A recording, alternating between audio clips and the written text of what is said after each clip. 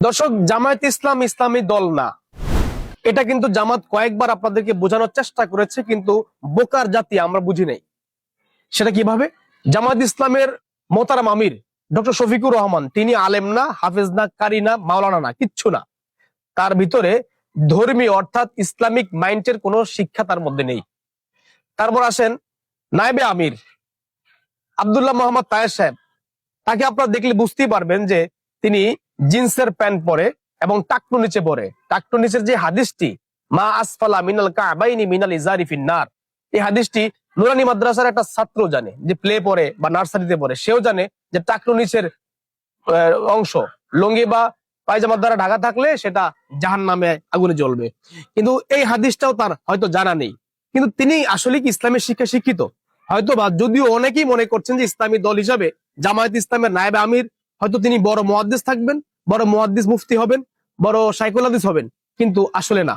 জাতিকে বলতে চাই, জামায়াত ইসলামের নায়েবে আমিরও ধর্মীয় শিক্ষা শিক্ষিত না, তিনি একটা জেনারেল শিক্ষা শিক্ষিত। আসুন এবার গোলাম পরোয়ার, যিনি জামায়াত ইসলামের সেক্রেটারি, তিনি কিন্তু ধর্মীয় শিক্ষা শিক্ষিত না। তিনিও হয়তো কোনো না কোনো কলেজের টিচার, তিনি কিন্তু ধর্মীয় শিক্ষা শিক্ষিত না।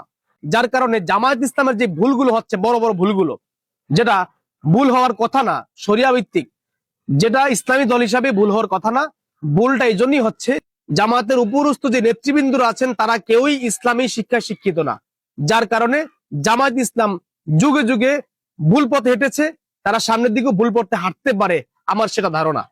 প্রিয় দর্শক, জামায়াত ইসলাম ইসলামী দল অনেকেই বলেন, কিন্তু তারা একেবারে আপনাদেরকে বোঝাচ্ছে যে আমরা ইসলামী দল না। কিন্তু তারা মুখে বলে নেই, তাদের কার্যে বোঝানোর চেষ্টা করেছে কয়েকবার। আরেকটা ধাপ আপনাদেরকে বলতে চাই, জামায়াত ইসলামের ডক্টর শফিকুর রহমানের দাড়ি ছিল না আগে, তিনি কাটতেন। অথচ রাসূলুল্লাহ সাল্লাল্লাহু আলাইহি ওয়াসাল্লামের হাদিসের বহির্ভূত কাজ।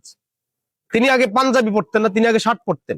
তিনি আগে পায়জামা পরতেন না, তিনি আগে জিন্সের প্যান্ট পরতেন। এবার আসেন জামাতের নায়েবে আমির, তিনি দাড়িকে এমন ভাবে কাটিং সাটিং করে যে মনে হচ্ছে তিনি এখনো 18 বছরের যুবক হওয়ার চেষ্টা করতেছেন। তার দাড়িকে এখান থেকে কেটে ছেটে শুধু এই নিচে দিয়ে এতটুকু মানে কিছু দাড়ি রাখে। এটা হয়তো তার মডেল হইতে পারে। সে বোঝাচ্ছে যে আমি আসলে রসুল প্রেমিক না, সুন্নাহ প্রেমিক না।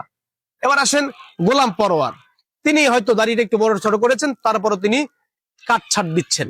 এবার আসেন জামাত ইসলামের যারা মুখপাত্র বলেন, এভাবে যারা উপরস্থ দায়িত্বশীল রয়েছেন, প্রত্যেকেরই একই অবস্থা, প্যান্ট শার্ট এবং টাই পরা। তারপরে আসেন জামাতের বিভিন্ন প্রোগ্রামে নারীদেরকে সামনে দেওয়া হয়, জাস্ট বেহায়াপনা অবস্থায় নারীদেরকে সামনে দেওয়া হয়। তাদের যেই দলীয় নারীরা আছে তাদেরকে বেপর্দা রূপে সংবাদ সম্মেলনে উপস্থাপন করে। এখন এই যে তারা পর্যায়ক্রমে জাতিকে বোঝানোর চেষ্টা করছে যে আসলে আমরা ইসলামিক দল না, আমরা কোরআন হাদিসের মতে আমরা চলি না, আমরা কোরআন হাদিসের মতে আমরা আমাদের দল পরিচালনা করি না, এটা কিন্তু মুখে বলে নাই, এটা তাদের কার্যে অথবা তাদের কার্যক্রমে আমাদেরকে বোঝানোর চেষ্টা করেছে বারবার। এই ব্যাপারে তাদের একটি সুন্দর একটি বক্তব্য আছে।